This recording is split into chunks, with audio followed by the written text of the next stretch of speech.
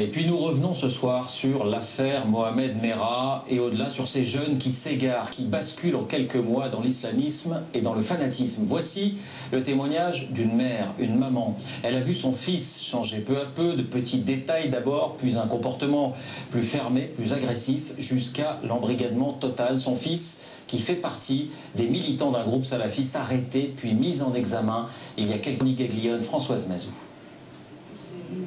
Samir n'a pas grandi dans la religion, ni dans la précarité. Un jeune comme les autres, que décrivent sa mère et son avocate. Mais depuis 20 jours, il est incarcéré à la prison de la Santé, soupçonné d'association de malfaiteurs en relation avec une entreprise terroriste.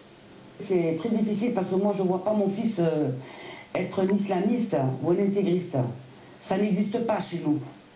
Il n'y a pas ça dans la famille. Nous, on a des amis juifs, on a des amis français, et Samir était comme ça aussi.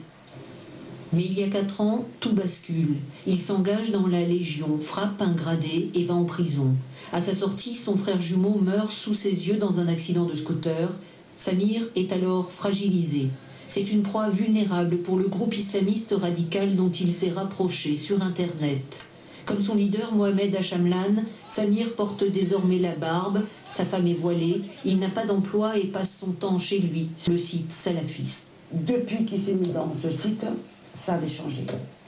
Qu'est-ce qui avait changé En lui, il était devenu renfermé, il me faisait des réflexions, il me parlait toujours de l'islam, l'islam.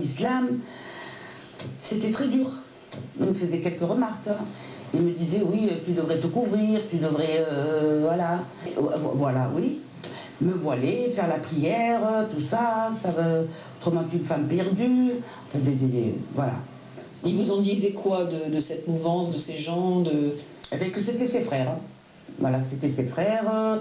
Tu as vu dans la vie où on vit, maman, il n'y a que des mécréants, il n'y a que des si.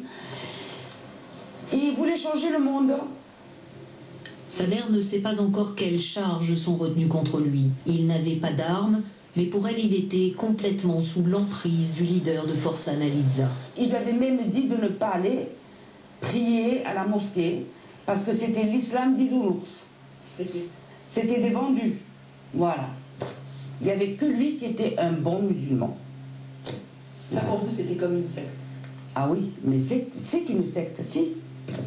Pour moi, les salafistes, c'est une secte. Désormais, son avocate attend d'avoir accès au dossier pour savoir si Samir était réellement impliqué dans une entreprise terroriste et si son placement en détention est justifié.